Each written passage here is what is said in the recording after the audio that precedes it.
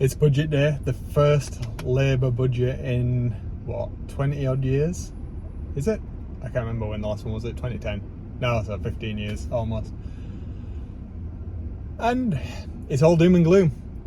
I don't know what people expected, regardless of your political leanings. There's a budget.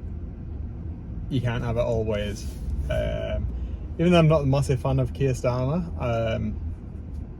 I struggle with people's perceptions that the government has endless funds to provide for everybody in every walk of life and every sector. That's not how budgeting works, is it? You have to balance the books. People were very excited over COVID when they got paid to effectively stay at home. Where did they think that magic money came from? Where did they think that the financing for the NHS comes from? It comes from taxes, it comes from levies on certain things. And when those change, as they have to do over time, popularity of whoever is in power at the time wanes or dips and increases and soars. But then people start complaining that, oh, I've been unfairly done by it. It isn't just that this whatever segment is getting more levies applied to them. It's like, I don't understand. Yeah, it sucks, and all of us will suffer in some way, shape or form, be that indirectly via employers, regardless of, it's not going to hit the working person, no, but it will hit the working person if working people get made redundant because the employers can't afford to employ people because of the increase in national insurance, as an example. There's all of these various ways that it will impact everybody. So burying your head in the sand and saying you don't need to understand it is a little bit foolish, I think, isn't it? And there's a social responsibility that you should have some understanding of the political landscape in the country where you're allowed to vote if you are voting.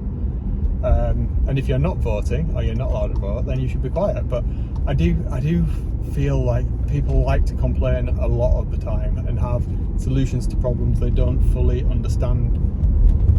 I had one person say today, and considering what I do as a profession and where I work, I would hope to be surrounded by people that aren't quite as ridiculous as this person sounded. Asked why we don't just print more money. Why don't we print more money and just give everybody the money? That's not how an economy works, and that's what's kind of prompted me to make this video. I'm very pro not everybody having the right to vote. I think you should earn the right to vote by having to do political studies at school to understand it, and then should you wish to progress to being able to vote and have influence over what the society we live in does, you should have to do not just one exam, you should have to do a recurring exam throughout your life that shows you still have a full understanding of the political landscape and what certain things mean, because saying something like let's just print more money is absurd, and that person is not only allowed to vote and impact not just my life but your lives as well, all of our lives. They're allowed to have children as well, and there's a real chance that they're going to say something like that in front of their children, and that's going to influence them. Hopefully, our education system will rectify that sort of assumption made by people. But you can never be too sure. People have got to be engaged. Children have certainly got to be engaged in education. But it's scary, isn't it? I suppose what it's getting at is people have opinions, and that's absolutely fine. But then to have a solution like that challenged, and to be told you don't fully understand what you're talking about, and then for that person to then argue even after you explain why that's not going to work is quite scary, I think. What do you think? Am I being overly harsh? Should we just allow everybody to continue to vote willy-nilly? I'm not sure we should. I think we're at 2024 now. We've had a good run of allowing everybody to vote from the age of 18, and it's not really worked, has it? So why don't we try something new?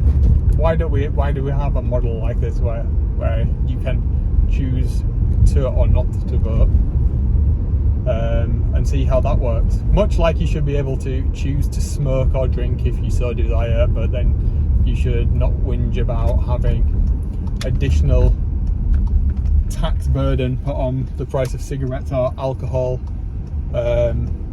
or at least have, if you want to do that, charge that person a levy in NHS surplus fees if they want to use and utilise the NHS for health issues, because there's declines in a person's health brought on by that. So why should the burden come on to the taxpayers that don't drink or smoke?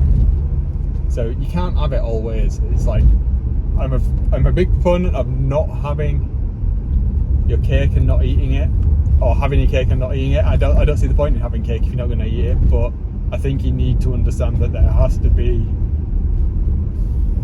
a balance to those things. You can't have it all ways, unfortunately. That's the reality of life, isn't it? So yeah, that's my 2 pence for the day. I'm done. I will see you tomorrow.